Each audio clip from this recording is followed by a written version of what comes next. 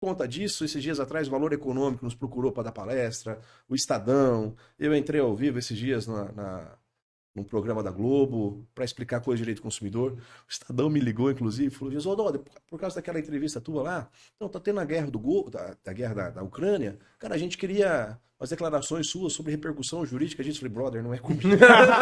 Aí foi longe demais, ó, né? Obrigado, cara, tô lisonjeado, irmão, mas não dá. Você tá representando o Putin?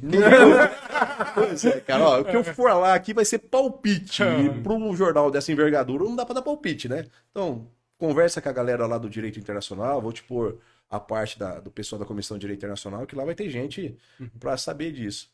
E essa repercussão está sendo muito gostosa, muito, muito bacana. Mas quem tem esse tipo de consciência é quem está envolvido na área acadêmica, né? Que você estuda, né, coisas específicas e você sabe que já é difícil dentro da sua própria área de estudo ali você entender tudo, né? Porque em tudo acho que é impossível, né?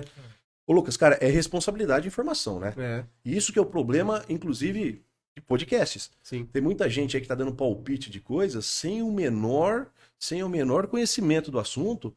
Meu, e tem que ter responsabilidade no que fala, né, cara? Não vai longe o exemplo do Monark, né? Não é porque um podcast tenta ser informal, tenta ser um perfil diferente, que o cara não tem que ter responsabilidade no que fala. O cara, no mínimo, tem que ter uma pauta antes pra saber do que vai entrevistar, né, cara? Porque quem fala de improviso, geralmente fala bobagem. Geralmente dá merda. Porque não tem volta, né? Geralmente dá merda. E não tem volta.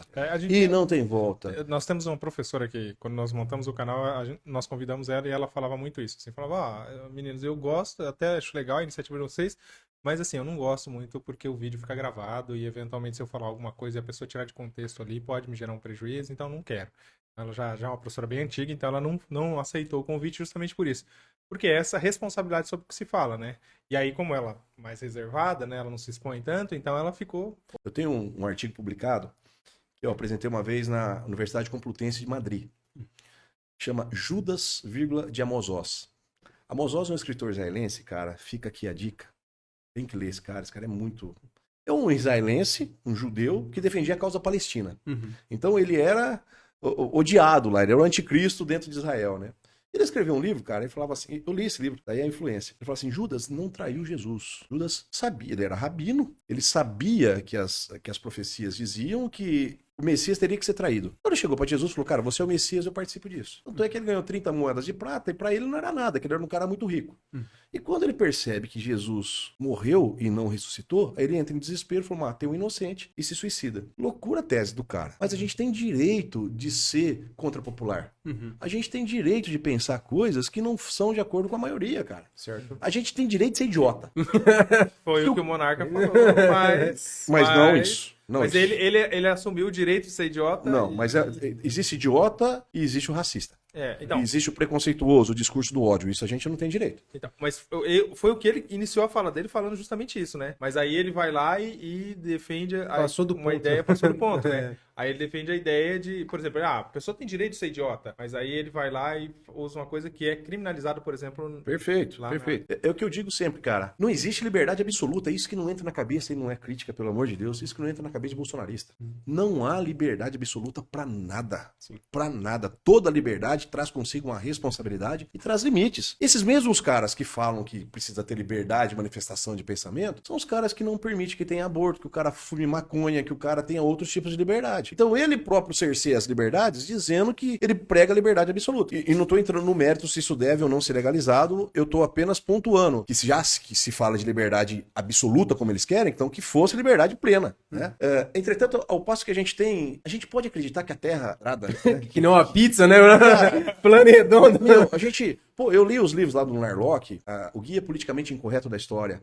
Tudo bem que o Narlock é um cara de direita que vai desconstruir os ídolos da esquerda, né? Ele vai falar do Che Guevara, ele vai falar do Gandhi, ele vai falar do Perón, do Zumbi dos Palmares, da Madre Teresa de Calcutá, e sempre mostrando o outro lado da história. A gente tem direito disso. A gente tem direito de reconstruir história, mas não de fazer discurso de ódio. Você falou dessa questão da liberdade, e até dentro da psicologia, você pega Freud lá atrás, ele falou do determinismo psíquico. Isso causou um rebuliço danado na sociedade, né? A partir do momento que você fala de determinismo psíquico. Aí depois veio Skinner e fala do determinismo ambiental. Ele também, os dois vão falar que o ser humano também não tem liberdade, não é livre como ele pensa que é. Essa questão de Nem livre-arbítrio. pode. Entendeu? Até assim, você é controlado por algo, né? Seja pela sua constituição psíquica, se você for por Freud, seja pelo relação ambiente, ambiental, enfim, né? Seja Você por escolhe organização quando você vai- social. mas- Isso é contrato social de Rousseau. Seja, inclusive, por isso. O Estado pode impor limites. Mas o Freud fala exatamente isso, que você vai... nós temos instituições de controle. O Freud não, Skinner. Skinner fala isso. Agência de controle, né? Tem a religião. Ele fala sobre isso, sobre essa questão de que você não tem liberdade total, né? Como você mesmo falando. Você tem liberdade de escolher pelo que você vai ser controlado. Essa é a ideia. E olha como é tênue essa diferença de liberdade e do abuso. Hoje, você incorre em ato ilícito quando você age de acordo com a lei, porém de forma abusiva. Por exemplo, eu posso construir um muro que separa a minha casa do meu vizinho, mas não posso fazer um muro de 30 metros.